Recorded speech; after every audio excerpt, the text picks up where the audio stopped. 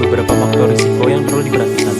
Yang pertama, permukaan licin, di mana permukaan yang licin seperti lantai yang berkilau atau basah dari tumpahan cair dapat menjadi pemicu jatuh yang serius. Sangat penting untuk memastikan bahwa lantai tetap kering dan bebas dari hambatan yang dapat menyebabkan tergelincir.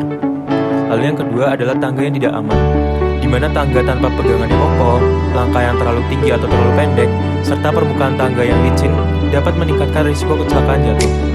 Perlu dilakukan pemeriksaan secara berkala terhadap kondisi tangga dan memastikan adanya pegangan yang aman. Lalu yang ketiga adalah pencahayaan yang kurang, di mana pencahayaan yang buruk di area-area tertentu seperti tangga, lorong, atau kamar mandi dapat menyebabkan kesulitan dalam melihat hambatan atau rintangan di sekitarnya. Kita perlu memastikan untuk memasang lampu yang cukup terang dan mudah diakses di seluruh rumah. Melalui contoh video yang disajikan, kita akan melihat secara langsung area-area di rumah yang seringkali menjadi sumber resiko jatuh seperti kamar mandi yang licin, tangga yang tidak aman, dan area yang tidak rata. Nah, dengan memahami faktor-faktor risiko ini, kita dapat mengambil langkah-langkah preventif yang sesuai untuk menjaga keselamatan dan kesejahteraan para lansia di rumah mereka. Mari bersama-sama untuk menjadikan rumah sebagai tempat yang aman dan nyaman bagi semua orang. Kedua adalah menghilangkan hambatan. Penting untuk menghilangkan hambatan-hambatan di rumah yang dapat meningkatkan risiko jatuh. Hal tersebut termasuk memindahkan furnitur yang menghalangi jalan, menyimpan barang-barang dengan rapi untuk menghindari tumpukan yang berpotensi membahayakan, dan juga menjaga lorong serta area-area lalu lintas tetap bersih dan bebas dari barang-barang yang tidak perlu. Dan yang terakhir adalah memperbaiki pencahayaan, di mana pencahayaan yang sangat memadai sangat penting untuk mengurangi risiko jatuh di rumah. Pastikan semua area di rumah termasuk tangga, lorong, dan kamar mandi memiliki pencahayaan yang cukup terang dan mudah diakses. Langkah-langkah sederhana ini seperti memasang lampu tambahan atau menggunakan lampu dengan daya yang lebih terang dapat membuat perbedaan besar dalam meningkatkan visibilitas dan mengurangi risiko jatuh. Dengan menerapkan strategi ini, para lansia dapat menciptakan lingkungan yang lebih aman dan nyaman di rumah mereka sendiri. Mari bersama-sama menjaga keselamatan dan kesejahteraan kita dengan mengambil langkah-langkah pencegahan yang sesuai. Kita dapat mencegah kecelakaan jatuh dan meningkatkan kualitas hidup bagi semua orang. Saat lansia berada di ruang publik, ada beberapa faktor risiko jatuh yang perlu diperhatikan. Meskipun ruang publik dirancang untuk digunakan oleh semua orang, tetapi terdapat beberapa area yang mungkin meningkatkan risiko kecelakaan bagi para lansia. Mari kita identifikasi bersama beberapa faktor risiko yang sering dihadapi. Yang pertama, trotoar yang tidak rata, di mana trotoar yang tidak rata, retak, atau berlubang dapat menjadi bahaya bagi para lansia yang berjalan kaki. Hal tersebut dapat menyebabkan beberapa dari mereka tersandung atau tergelincir dan meningkatkan risiko jatuh.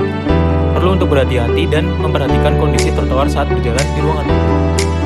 Selanjutnya, ada tangga di tempat umum, di mana tangga di tempat umum ini seperti stasiun kereta, mal, atau pusat perbelanjaan seringkali menjadi sumber risiko jatuh. Langkah-langkah yang terlalu tinggi, kurangnya pegangan, atau permukaan yang licin dapat meningkatkan risiko kecelakaan. Para lansia perlu lebih berhati-hati saat menggunakan tangga ini dan memastikan untuk menggunakan pegangan yang tersedia. Selanjutnya, yang ketiga adalah area yang ramai dan berisiko, di mana area-area yang ramai seperti terminal bus, pasar, atau acara publik dapat menjadi tempat yang berisiko bagi para lansia. Keramaian dan kebisingan dapat membuat mereka merasa tidak nyaman dan tidak aman, meningkatkan risiko kecelakaan, dan sekiranya penting untuk selalu berhati-hati dan waspada saat berada di area publik yang ramai. Saat berada di ruangan publik, para lansia dapat mengurangi risiko jatuh dengan menerapkan beberapa strategi dan tips yang sederhana namun efektif. Mari kita bahas bersama-sama beberapa cara yang dapat membantu mereka tetap aman saat beraktivitas di luar rumah.